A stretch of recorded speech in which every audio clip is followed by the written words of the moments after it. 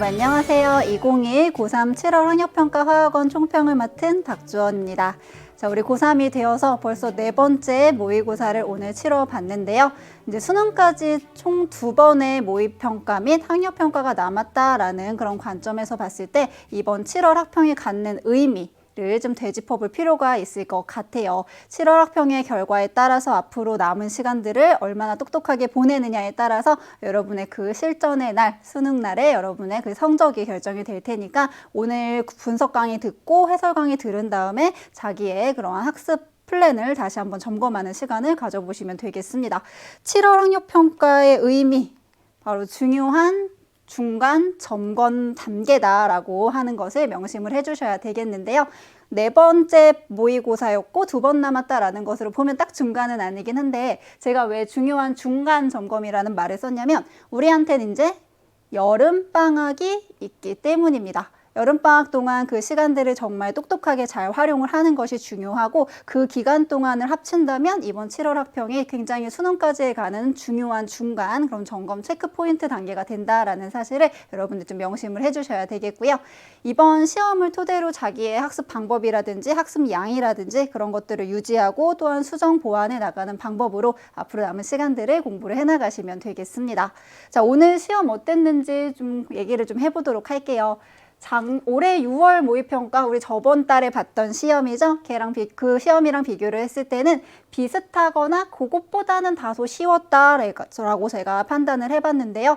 엄청 전체적으로 쉬운 시험은 아니었어요. 오늘 7월 학력평가가. 하지만 굉장히 어려운 그런 초고난도 문제가 굉장한 난도를 갖고 나오진 않았기 때문에 제가 다소 쉬웠다라는 표현을 쓴 것이고요. 작년 7월 학력평가와 비교했을 때는 상당히 그 문제 유형이라든지 패턴이라든지 그런 것들이 유사하게 출제가 되었음을 확인을 할 수가 있었습니다. 그러니까 전체적으로 봤을 때는 아주 쉬운 문제의 수도 적었고요. 그리고 아주 어려운 문제의 수라기보다는 아주 어려운 문제는 나오지 않았고요. 중상난도 좀 생각을 요하는 시간을 요구하는 그러한 문제들로 많이 구성이 되어 있었다라고 볼 수가 있겠습니다. 단원별 분포를 좀 볼게요. 역시나 뭐 1단원부터 4단원까지 예쁘게 이렇게 잘 분포가 되어 있는데 조금 특징적인 것은 2단원에서 문제가 좀 많이 나왔다라고 하는 것, 뭐 한 문제 차이긴 하지만 여러분들 문항 번호를 보시면 알겠지만 첫 번째 대단원에 해당하는 화학의 첫걸음에서 17, 19 이게 네 번째 페이지에 있는 문제죠. 저 어려운 문제로 나온 거겠지. 바로 화학 반응식의 양적 관계와 관련된 그런 문제가 출제되었구나라고 하는 것을 판단을 할 수가 있고 보통 이제 2단원에서 굉장히 쉬운 문제들 혹은 중간 난도의 문제들이 출제가 많이 되는데 오늘 번호를 보면 18번에 2단원에 해당하는 문제가 하나 나왔음을 확인할 수 있어요. 그 말인즉슨 이번 7월에서는 이 문제도 친구들이 많이 틀리게끔 문제를 구성했구나라고 하는 사실을 아마 시험 보시면서도 깨달을 수가 있었을 것 같고요. 3단원에서는 딱히 그렇게 어려운 문제는 없었다라고 보여지고 4단원 역시나 요거 20번 중화 반응의 양적 관계와 관련된 문제를 잘 풀었느냐 못 풀었느냐가 우리의 등급을 결정짓는데 굉장히 중요한 역할을 했겠구나라는 생각을 가지실 수가 있을 것입니다. 단원별 문제 분포에 더해서 조금만 더 설명을 해드리자면 이번 7월 학력평가의 특징 2단원과 3단원의 조건을 조합하는 문제 수가 그 3, 4월 학력평가에 비해서는 많은 편에 속했어요. 이건 뭐냐면 전체적인 난도를 아주 쉬웠네라고 느끼지 않게끔 만드는 그런 요인이 되는 것입니다. 내용이 어렵진 않지만 뭐예요? 조건을 조합해야 돼요. 그 말인즉슨 이제 경우의 수가 나오게 되는 것이고 거기서 누구는 되고 누구는 안 되고를 이렇게 결정을 해야 된다. 뭐가 걸릴까요? 당연히 시간이 걸리겠죠. 우리는 30분 안에 20문제를 풀어야 되는 타임 어택이 있어요. 하지만 2, 3단원 문제가 많으면 거기에 좀 적응하기가 힘들다. 근데 2, 3단원은 제가 어떻게 하면 잘할 수 있다고 했죠? 많이 연습하면, 많이 훈련하면 충분히 해낼 수 있는 그런 단원이라고 말씀을 드렸었죠. 그동안 해왔던 공부들, 문제들 가지고 많이 연습을 하는 그런 시간을 가지셔야 되겠습니다. 자, 그리고 1단원, 4단원, 뭐 양적 관계 부분이겠죠. 신유형이 출제되지 않았습니다. 그러니까 작년이라든지 올해 봤던 모의평가 그리고 학력평가에서 주로 봤던 그런 유형 자체로서 출제가 되었기 때문에 아마 시간이 부족해서 마지막 페이지를 잘 못 풀었을지언정 문제가 너무 어렵거나 처음 보는 것이어서 놀랬거나 못 풀었거나 하지는 않았을 거예요. 자, 그만큼 뭐가 중요하다? 기출이 중요하다라고 하는 것을 이 두 번째 특징에서 아실 수가 있었을 겁니다.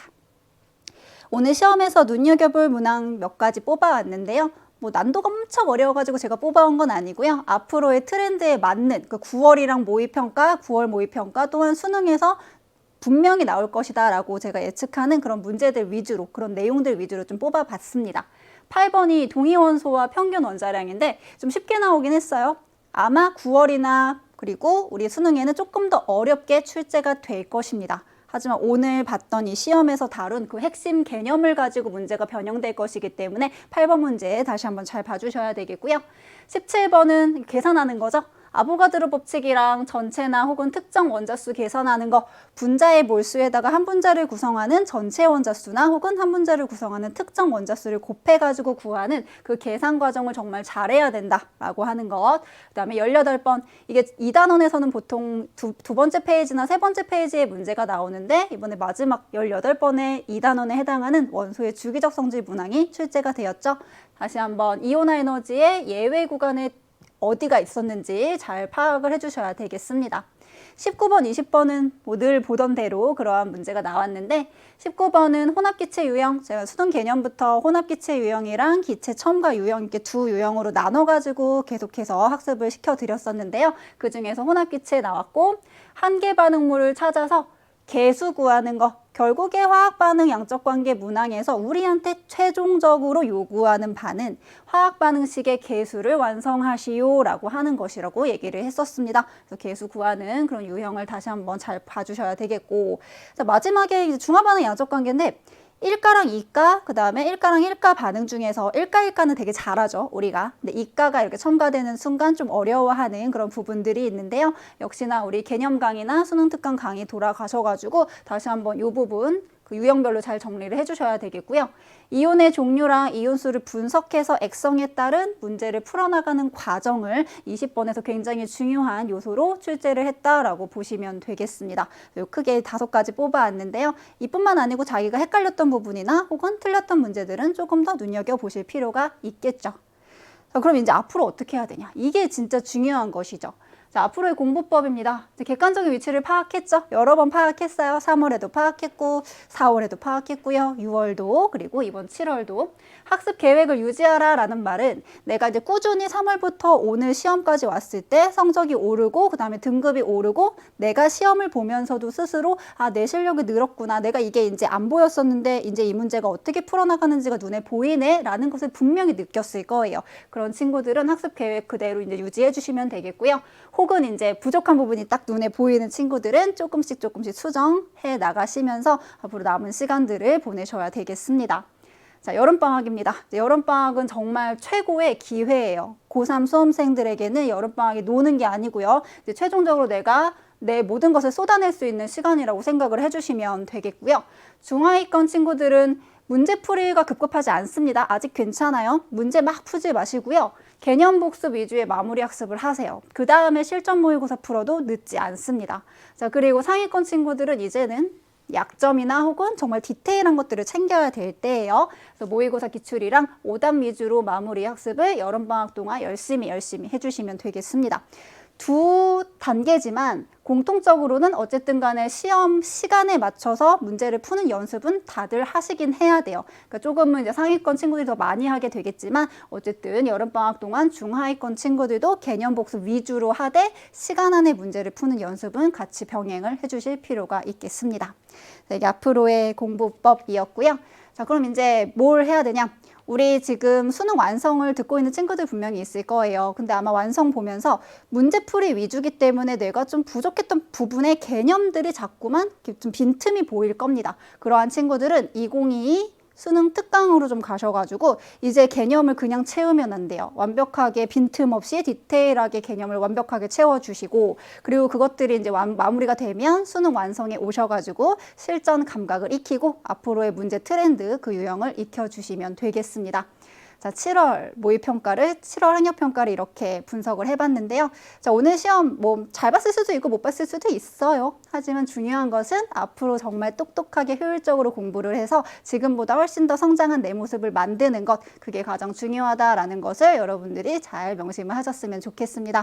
자, 그럼 총평은 여기서 마무리하고요. 다음 강에서 해설 강의로 다시 만나도록 하겠습니다.